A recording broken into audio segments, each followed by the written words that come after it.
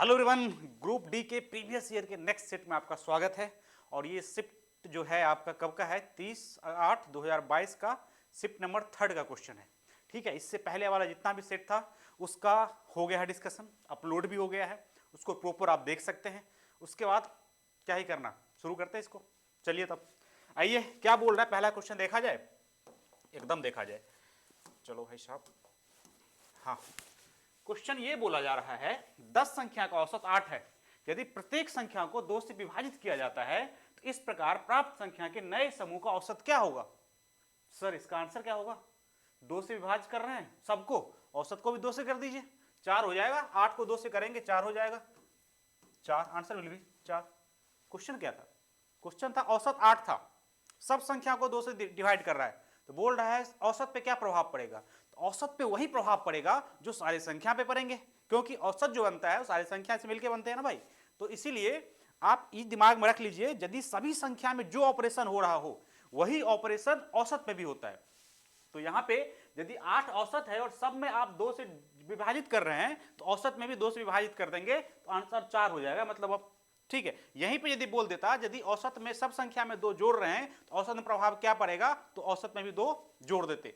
Same कहानी घटाने की बात रहता तो वहीं घटा भी देते। सही है, तो बात समझ में आएगा। यहाँ पे क्या कितना क्वेश्चन बनेगा, 4 से 5 क्वेश्चन बन सकता है। यहाँ पे भाग है, गुना, कुछ भी गुना करेगा तब भी औसत पे वही प्रभाव पड़ेगा। तो ये बात को, इस क्वेश्चन के लिए पेन नहीं उठाना है, कैसे जीके जीएस की तरह टिक करके निकल जाना है। डन है। चलिए अगला क्वेश्चन पे। अगला क्वेश्चन क्या बोला जा रहा है, निम्नलिखित में से कौन सा समरूप त्रिभुज का गुण नहीं है। ठीक है, समरूप त्रिभुज का गुण क्या होता है वो पहले देख लें। समरूप त्रिभुज का गुण यही होता है, उसका सब कुछ समानुपातिक होता है, बट जब क्षेत्रफल की बात आता है तो उसमें स्क्वायर लगा रहता है। क्या रहता है, स्क्वायर रूट रहता है। देख लीजिए, यदि ये त्रिभुज लिख लेते हैं पहले, उसको आते हैं क्वेश्चन पे। ये एबीसी है, छोटी वाली त्रिभुज मान लिया मैंने। ये क्या है, पी क्यू आर है। यदि ए बी बट्टा क्या है, पी क्यू है, और क्या है, बी सी बट्टा क्या है, क्यू आर है, और क्या है, ए सी बट्टा क्या है, पी आर है। और यहाँ पे हम लंब डाल देते हैं तो यहाँ पे डी कर लेते हैं, यहाँ पे एल कर लेते हैं। तो लंब क्या है, ए डी बट्टा क्या है, डी। सब कुछ समानुपातिक होगा। यदि इसका इन रेडियस R1 है, इसका इन रेडियस R2 है, तो R1 बट्टा R2 होगा। यदि इनका सरकम रेडियस बड़ी वाली त्रिज्या R है, इसका R1 है और इसका R2 है बड़ी वाली, तो R1 बट्टा R2 हो जाएगा। ऊंचाई भी सब कुछ कर ही दिया, मगर क्षेत्रफल की बात जब आएगा तो ये रूट अंडर हो जाएगा। क्या हो जाएगा, रूट अंडर हो जाएगा। क्षेत्रफल मतलब त्रिभुज एबीसी का क्षेत्रफल बट्टा त्रिभुज पीक्यूआर का क्षेत्रफल हो जाएगा। और यदि नॉर्मल एबीसी त्रिभुज और बट्टा पीक्यूआर करेंगे तो वहां पे भुजा का स्क्वायर हो जाएगा। एक ही केस में क्या है, एक ही एक्सेप्शन है। तो आइए उस एक्सेप्शन को पकड़ते हैं। दो समरूप त्रिभुज के क्षेत्रफल का अनुपात संगत भुजा के समद्विभाजक द्वारा प्राप्त संगत खंडों के वर्गों का अनुपात। ये सही है, क्योंकि जब इसको स्क्वायर करेंगे, कोई समद्विभाजक मान लीजिए ये समद्विभाजक था, इसका स्क्वायर करना पड़ेगा इसको हटाने के लिए, तो सही है। दो समरूप त्रिभुज के क्षेत्रफल का अनुपात संगत माध्यिका के वर्गों का अनुपात है। माध्यिका का भी समरूप होगा, इसको स्क्वायर करेंगे तो माध्यिका स्क्वायर हो जाएगा। ये भी सही है। तो आपको गलत ढूंढना है ना, तो गुण नहीं है, ये भी सही है, ये भी सही है, बी भी सही है। तो आंसर क्या होगा, अगर आगे देखते हैं। दो समरूप त्रिभुज का क्षेत्रफल का अनुपात संगत कोण के समद्विभाजक के प्राप्त संगत खंडों का अनुपात के बराबर नहीं है, उसके स्क्वायर के बराबर होता है। ठीक है, तो आंसर ये डी गलत है, सी विल बी, सी गलत है, तो सी आपका आंसर हो जाएगा। बात समझ में आए कि नहीं।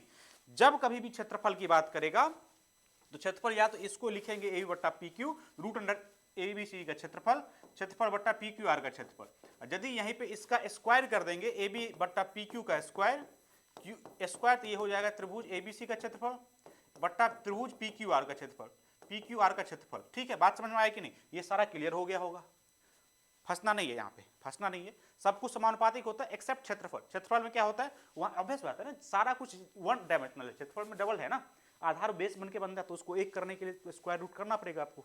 ठीक है, या तो इधर स्क्वायर कर दीजिए या तो इसको स्क्वायर रूट कर दीजिए। ठीक, चलिए अगला क्वेश्चन पे। एक कार एक निश्चित दूरी को 1/3 दूरी को आज 30 किलोमीटर पर घंटे की चाल से तय करती है और शेष दूरी को 20 किलोमीटर पर घंटे की चाल से तय करती है।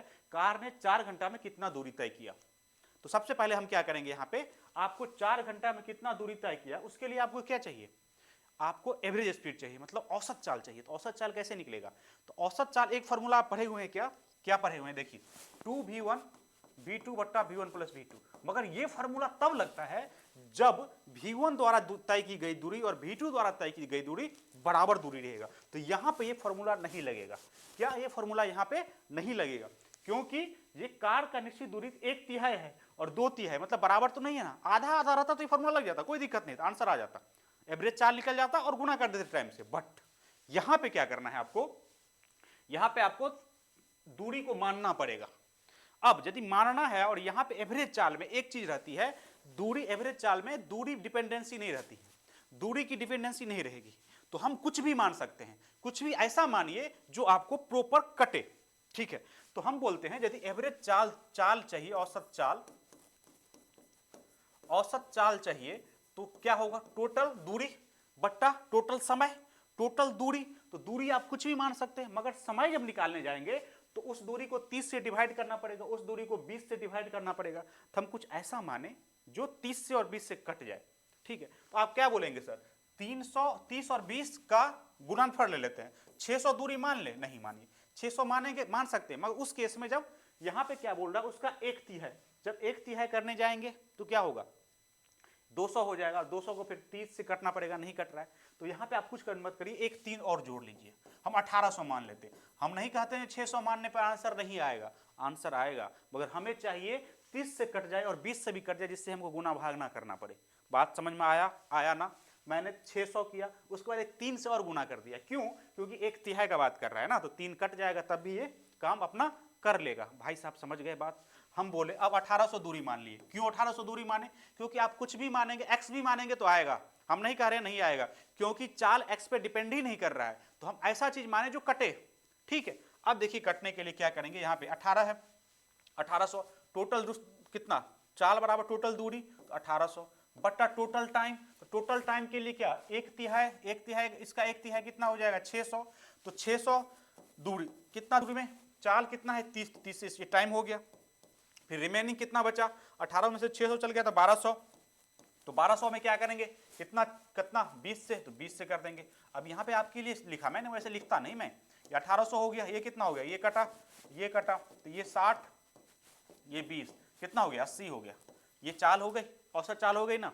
अब यहाँ पे कट जाएगा, क्यों ना कटेगा, ये कटेगा, 4 दूना 8, 4 चुका 16, 4 5 20, 45/2 हुआ, 45/2 हुआ, ये क्या हुआ, 45/2 आपका क्या हुआ, औसत चाल, 45/2 औसत चाल। आपसे बोला क्या जा रहा है, कितना दूरी तय करेगा, कितना घंटा में, 4 घंटा में, तो डी बराबर कितना हो जाएगा, 45/2 और गुने 4, मतलब क्या, 90 किलोमीटर होगी, answer D will be answer. बात समझ में आया। अब यहाँ पे ये क्वेश्चन हम तुरंत कैसे करते, देखिए तुरंत कैसे करते क्वेश्चन को, मैंने देखा चाल अपना दूरी मानेंगे अपना मन से, जो कट जाए, तो 3 लगाया, 5 6 जो भी लगाना था लगा लेते, बस कट जाना चाहिए था।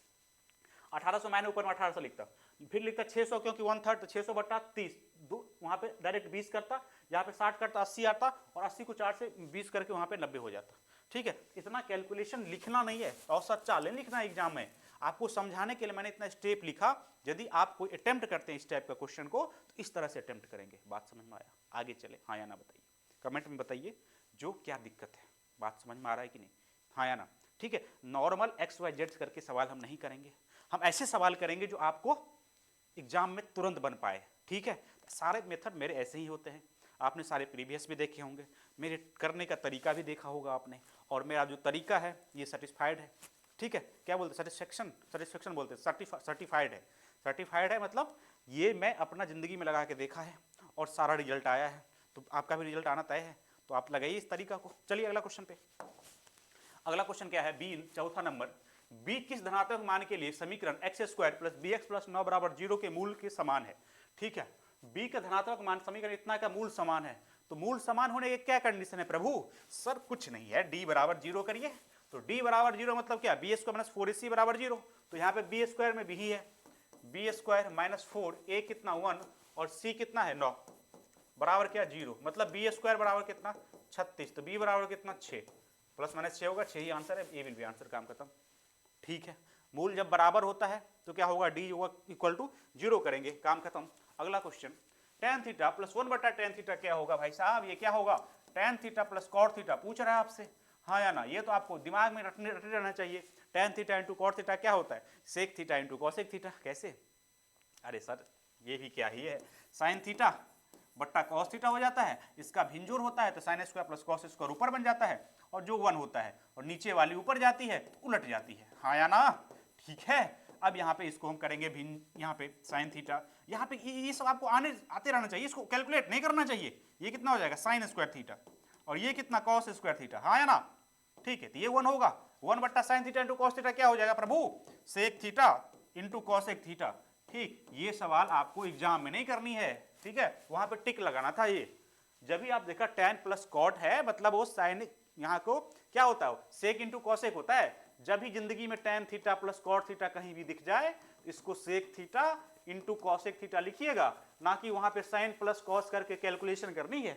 बात समझ में आ रही है ना? जिस पॉइंट को कह रहे हैं नोट करिए, और इसको एग्जाम में आपका यूज होगा तो होगा, ठीक है। जिस पे हम लगा रहे हैं कलम भाई साहब, जिसको मैं स्टार लगा दे रहा, उसको दिमाग में रखिए, ठीक है। यही नहीं है, जीके जीएससी नहीं है केवल रटा जाता है, समीकरण भी देखा जाता है। और ये रटने की क्या बात है भाई, साइन थीटा कॉस थीटा नीचे करेंगे, ऊपर में 1 होगा, नीचे में sign theta into cos theta, ऊपर जाएगा कॉसेक इंटू सेक होगा। ऐसे मंत्र करिए, गायत्री मंत्र की तरह रट के रखिए, ठीक है ना। चलें आगे, कितना स्पीड में बोला, जो मैं भी गड़बड़ हो गया। डन, चलिए अगला क्वेश्चन पे, ठीक है। तो ये सब कंडीशन को दिमाग में रखना है। आगे चलें, अगला क्वेश्चन क्या बोल रहा है देखते हैं। अगला क्वेश्चन, एक वस्तु का अंकित मूल्य 1200 है और दुकानदार एक ग्राहक को क्रमशः 10% और 5% के 2 क्रमिक छूट प्रदान की। ग्राहक का वस्तु किस मंच पर खरीदा? आहा, 2 छूट मिल रहा है आपको, आप क्या चाहिए, इससे ज्यादा क्या डिस्काउंट चाहिए? 2 छूट मिल रहा है, क्रमागत 1200 रुपया का सामान है, एक छूट क्या प्रभु सर, एक 10% है, मतलब क्या 90/9/10 होगा ना, हाँ या ना? इसमें भी किसी को शंका क्या? 5% मतलब 1/20 मतलब क्या 19/20, 19/20, ये कटा ये कटा ये कटा, 2 से 6 कटा, अब कितना 54, 19, अब ये 36, 3, 45, 48, 52, 5, 10, 26, कौन सी भाई?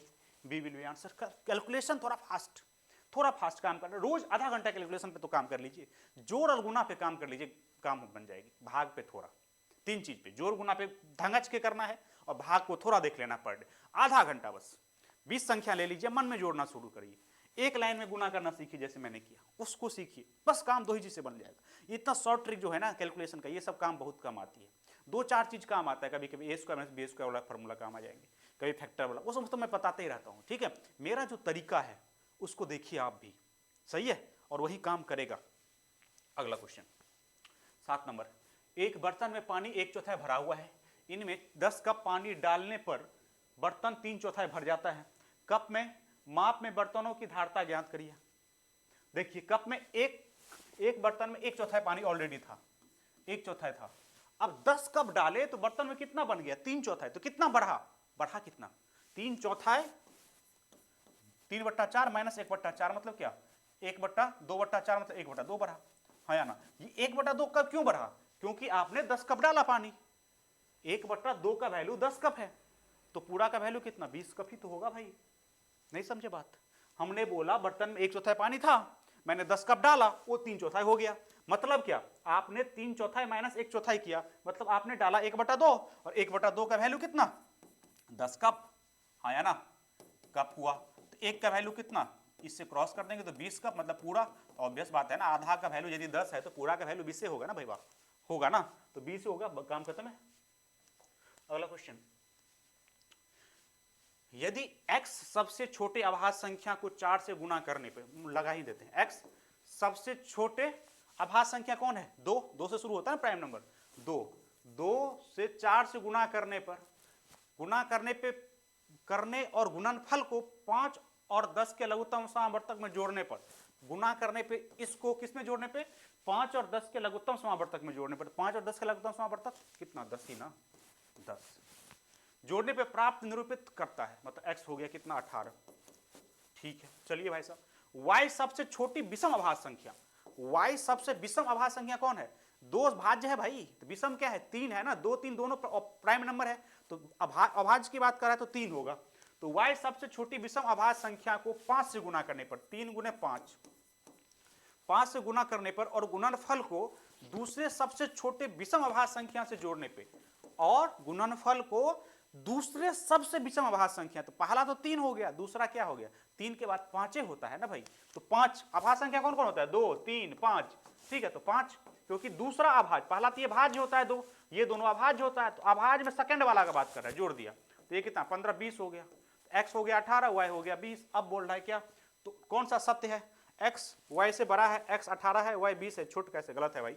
एक्स प्लस वाई 10 ना भाई, एक्स और वाई बराबर है नहीं, वाई और एक्स का अंतर 2 है, सही है, वाई एक्स का अंतर 2 है, 20 में से 18 गया तो 2 होगा, डी विल बी आंसर। बात समझ में आया। यहाँ पे हड़बड़ यदि थोड़ा भी करते तो गड़बड़ कर देते, क्यों, क्योंकि 2 3 पॉइंट छोटा छोटा लिखा गया है। सबसे पहले तो अभाज्य संख्या शुरू कितना से होती है, 2 से, 2 3 5, एकलौता ऐसा एक सम संख्या है जो अभाज्य है वो 2 है, ठीक है। तो यहाँ पे 2 एकलौता है। उसके बाद बोल रहा है सबसे छोटा अभाज्य संख्या, सबसे छोटा विषम अभाज्य संख्या, तो विषम सबसे छोटा कौन सा है, 3, सम सबसे छोटा कौन है, 2, और 2 सबसे छोटा, ओवरऑल भी सबसे छोटा है। तो ये सब 3 बात पे दिमाग रखना है। अभाज्य संख्या मतलब प्राइम नंबर की बात कर रहा है, प्राइम नंबर शुरू कहां से होता है, 2 से, 2 3 5 7, ठीक है। तो बोला जा रहा है सब एक एकलौता ही एक प्राइम सम संख्या है, कौन है, 2 है। उसके बाद कौन है, 3 है जो कि विषम है, उसके बाद सारा विषम ही है, ठीक है। उसी पॉइंट को लेके ये क्वेश्चन इसने बना दिया, ठीक। इसीलिए कहते हैं छोटा छोटा बात पे ध्यान दीजिए, कब काम आ जाए पता न चले, ठीक। आइए, दिए गए पाई चार्ट में ग्रीन कार्ड पर विभिन्न प्रांतों से अमेरिका प्रवास करने वाले लोगों की संख्या प्रतिशत वितरण को दर्शाता है। पाई चार्ट का अध्ययन कीजिए और पूछे गए आंसर दीजिए। देंगे आंसर, आ जाइए पहले आंसर देते हैं। दिल्ली, गुजरात, बिहार, यूपी, हरियाणा। दिल्ली में प्रवास करने वाले लोगों की संख्या की संगत वृत्तखंड में कौन बनता है, दिल्ली में प्रवास करने वाला, तो दिल्ली में प्रवास करने वाला कितना कोण बनाएगा, कितना है भाई, 30 डिग्री है। तो 30 डिग्री मतलब क्या, 360 डिग्री का 30%, 30 डिग्री नहीं 30% है, 360 डिग्री 3 पर 3/10 कर देंगे, ये कट जाएगा, मतलब क्या 108 डिग्री। 108 डिग्री कौन सी है, 108 डिग्री कौन सी, विल बी आंसर। क्या आसान सा था, हाँ या ना। 7 12 21 और एक्स समानुपाती है तो एक्स का मान क्या होगा भाई साहब, 7/12, 21 बट्टा क्या एक्स, 7 या 21 मतलब एक्स बराबर कितना, 36 हो जाएगी ए। इसमें कौन सी बड़ी बात थी, नहीं थी सर। अगला क्वेश्चन, के का किस मान के लिए रैखिक समीकरण इतना का कोई हल नहीं है। कोई हल नहीं का क्या होता है, मतलब कोई हल मतलब नहीं, मतलब क्या होगा, कंडीशन बताइए। 3 कंडीशन लिख दूं, फट से लिख देता हूं। कोई हल का नहीं होता है कंडीशन, a1 बट्टा a2 बराबर b1 बट्टा b2 not equal to c1 बट्टा c2। मतलब क्या, ये दोनों लाइन क्या हो गया, पैरेलल हो गया। क्या हो गया, पैरेलल, मतलब नो हल मतलब क्या, 2 लाइन पैरेलल। तो हो गया, अब निकालते हैं, लिखिए दो क्या, तीनों लिखूं या इसको पहले निकाल दो पहला। तो a1 कितना है, 2 बट्टा a2 कितना है, 4 बराबर क्या, b1 कितना है, 3 बट्टा क्या है के ही निकालना, आगे क्या लिखना क्या नहीं लिखना भाई, 2 के बराबर 6 तो आ ही गया। यदि ये हो सकता है कभी कभी ये न आए तो अगला स्टेप लिखना पड़ेगा, नॉट इक्वल टू कितना, 2 बट्टा -1, ठीक है। तो कभी कभी ये भी दे देगा के नॉट इक्वल टू -3/2, ठीक है। तो वो ऑप्शन तो है नहीं, तो मैंने लिख दिया। अब यदि बोले अनंत हल तो क्या करेंगे, यदि अनंत हल की बात करेगा तो क्या हो जाएगा भाई, a1 बट्टा a2 और b1 बट्टा b2 बराबर c1 बट्टा c2। यहाँ पे क्या हुआ, यहाँ पे एक लाइन दूसरे लाइन पे कोलाइड कर गया। अनंत हल मतलब क्या, जब 2 लाइन कोलाइड कर जाए, यदि 2 लाइन है ये दोनों कोलाइड कर गया, मतलब अनंत हल हो गई, ठीक है। जब यही लाइन ऐसे उठ गया, पैरेलल हो गया, कोई सॉल्यूशन नहीं। ये कब उठ जाएगा, जब सी वाला टर्म डिफरेंट रहेगा। सी वाला टर्म जब भी डिफरेंट रहा, बराबर नहीं है, मतलब ये पैरेलल लाइन में जितना गैप है वो डिपेंड कर रहा है कांस्टेंट टर्म के बीच में दूरी कितनी है, ठीक है। बात समझ में आया कि नहीं, यही जब बराबर हो जाता है कांस्टेंट है तो ये इस पे आ जाता है, ठीक है। जब एक दूसरे पे आ गया तो भाई इसका इस लाइन पे जो चीज है उस लाइन उसी पे वो भी है, मतलब सारा पॉइंट सारा एक दूसरे लाइन पे है तो अनंत सॉल्यूशन हो गया। कुछ भी आप लेंगे उस लाइन पे तो सॉल्यूशन ही होगा, ठीक है। बात समझ में आया कि नहीं। और एक तीसरा वाली क्या होती है, ये कौन सी वाली, ये होती है आपका अनंत सॉल्यूशन, अनंत ना सॉल्यूशन, अनंत हल।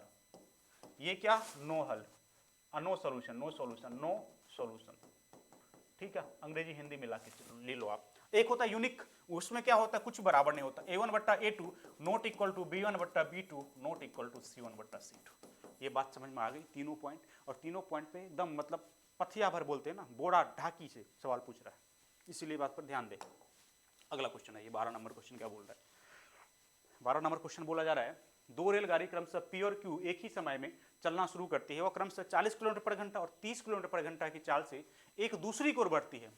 जब वो मिलती है तब पहली रेलगाड़ी दूसरी रेलगाड़ी की तुलना में 80 किलोमीटर अधिक दूरी तय करती है। तो P Q के बीच की दूरी ज्ञात करें। बहुत आसान सवाल है, देखने में हार्ड लग रहा है मगर है नहीं, एकदम है नहीं। देखिए यहां पे बोल रहा है क्या, अब यहां से एक रेलगाड़ी और यहां से चलना शुरू किया, ठीक है। जब यहां पे एक समय पर चलना शुरू किया, यहां पे आगे कुछ मीट किया, ऐसे करके मिला, ऐसे करके मिल गया, हाँ या ना।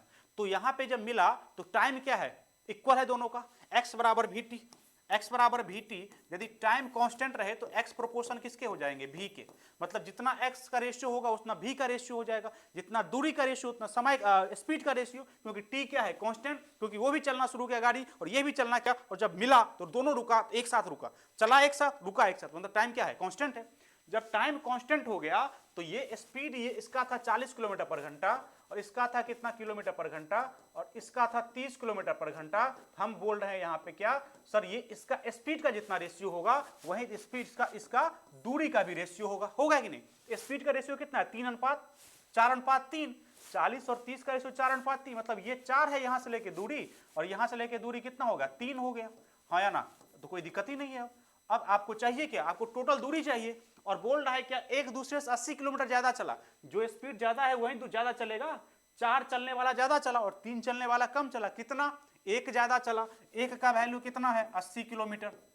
पूछ क्या रहा है आपसे, आपसे पूछ रहा है पूरा दूरी पी क्यू से, तो 4 3 7 के वैल्यू कितना होगा, 7 8 56, 560 किलोमीटर, तो 560 kilometre, B will be answer, काम खत्म है। इसमें कुछ था क्या, इसमें पेन नहीं उठाना था। ये सवाल यदि हम एग्जाम में देखते तो क्या करते, ऐसे करते 40-30 है, दोनों का रेशियो 4:3 है, 1 4 3 का डिफरेंस 1 है, 1 का वैल्यू 80 दे रखा है, तो 7 का वैल्यू 56 हो गया, 560 हो गया। बात समझे, आप भी ऐसे ही करेंगे, इसमें पेन नहीं उठाएंगे, ये सवाल पेन उठाने लायक नहीं है, यदि पेन उठाएंगे तो गुनाह करेंगे, आप गुनाह से बचें, समझ रहे हैं। चलिए अगला क्वेश्चन पे, अगला क्वेश्चन पे चलिए, 13 नंबर, यदि एक बेलन का आयतन दे रखा 256 पाई सेंटीमीटर क्यूब और उसकी आधार की त्रिज्या 8 सेंटीमीटर है, तो बेलन की ऊंचाई, इससे अच्छा सवाल हो सकता है। v बराबर क्या होता है, पाई आर स्क्वायर एच, तो वॉल्यूम कितना है 256 पाई, पाई छोड़ दीजिए, आर स्क्वायर दे रखा है 8 का स्क्वायर, एच चाहिए, ये कट गया तो यहाँ पे क्या होगा, एच 64 बट्टा 256 बट्टा 64, मतलब क्या 4, एच बराबर क्या 4 सेंटीमीटर, 13 का आंसर बी, 13 का आंसर बी। 14, एक ट्रेडर ने एक व्यापारी से कुछ उधार लिया जिसके एवज में 10,500 की राशि एक वर्ष में दे था।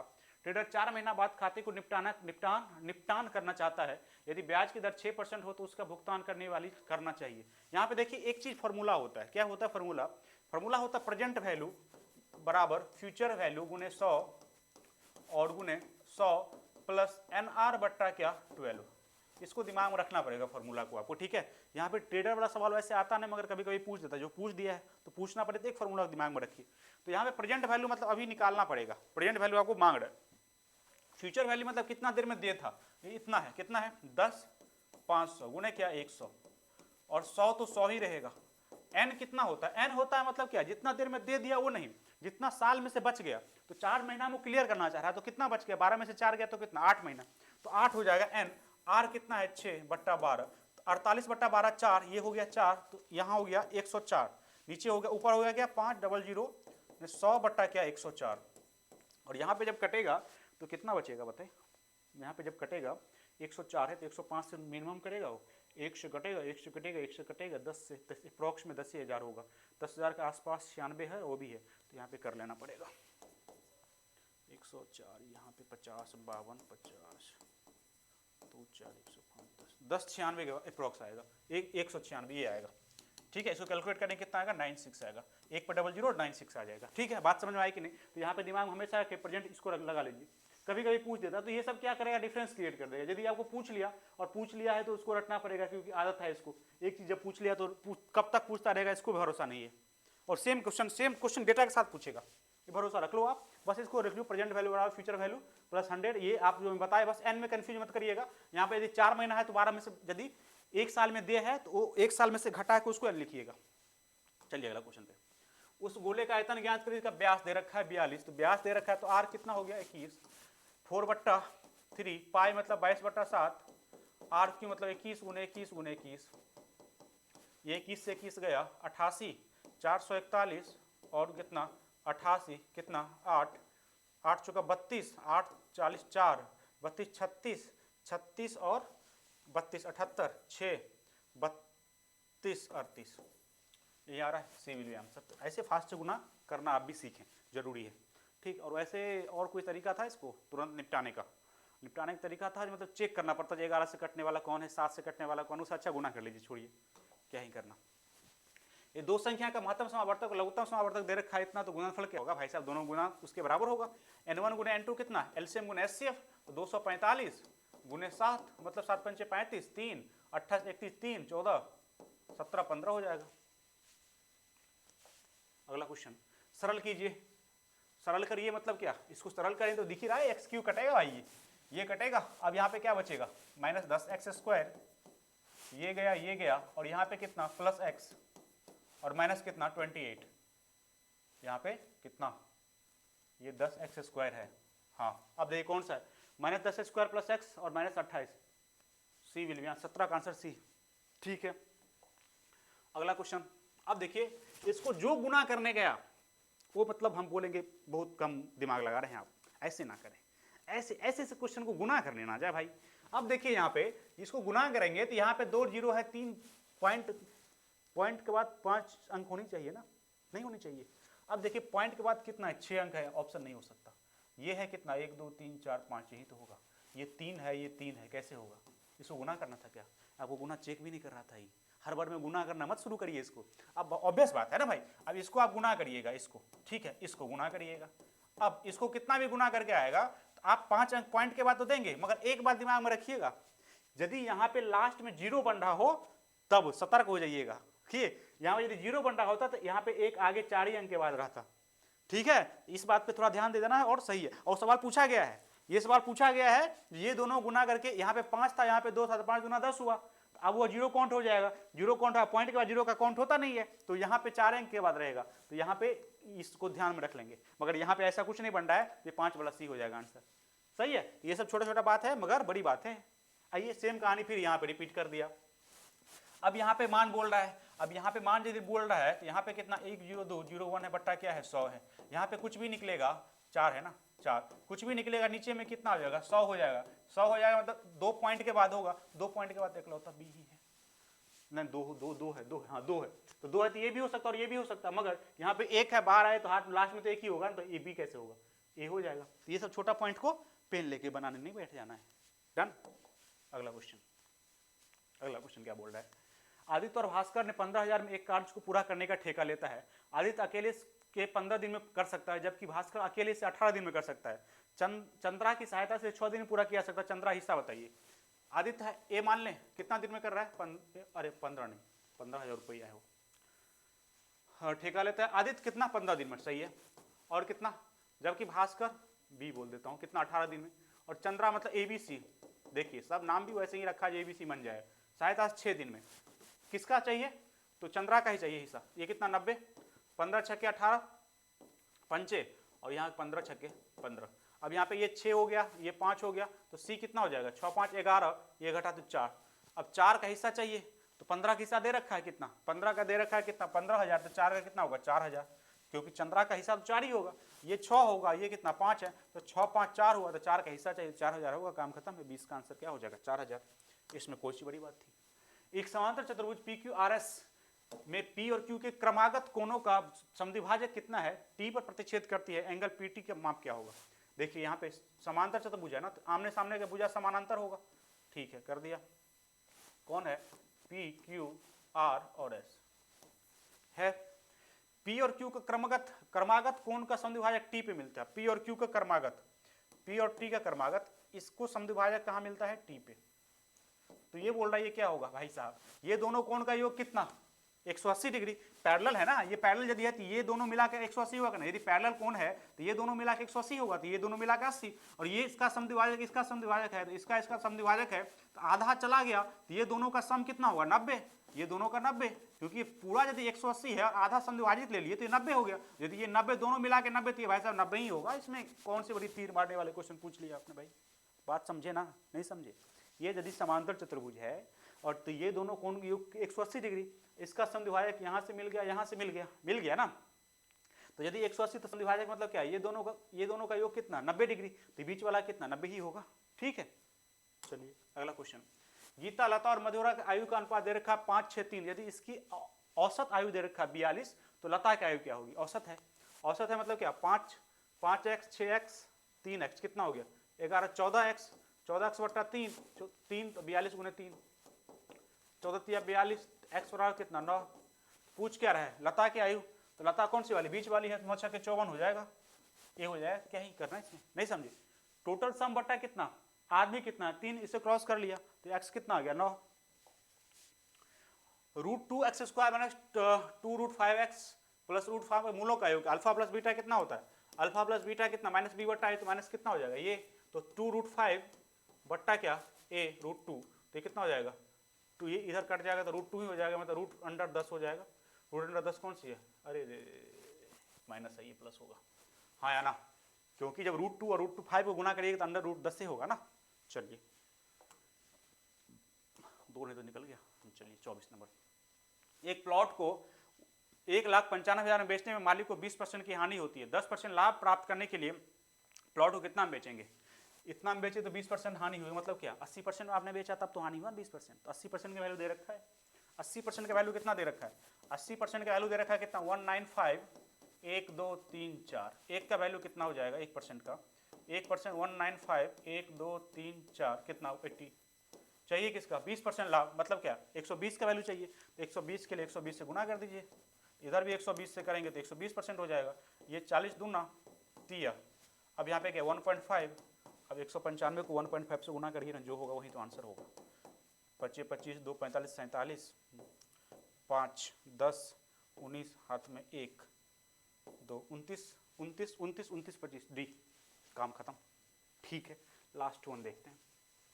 ब्याज की गणना वार्षिक चक्रवृद्धि आधार पर करते हुए 11,000 की राशि 4 वर्ष वार्षिक दर से 2 वर्ष के प्राप्त चक्रवृद्धि ब्याज क्या होगा, 4 वर्ष के इफेक्टिव आर क्या होगा, 4 + 4 8, 4 चौका 16, मतलब 8.16, हाँ या ना, जब इफेक्टिव आर निकालेंगे, आर इफेक्टिव तो कंसेक्यूटिव लगाएंगे, तो 4 + 4 4 चौका 16/100 ही तो करते हैं, तो 8.16 ही तो आता है, चक्रवृद्धि ब्याज ही तो मांग रहा है, तो कितना 11,000 का 8.16/100, तो ये कट जाएगा 8.16 को 11 से करिए 6 6 1 7 8 1 9 8 8 9 7 6 8 9 7 6 कौन सा, ए विल बी आंसर, 25 का आंसर है, और 896 तो और कोई है ही नहीं, तो यही हो जाएगा।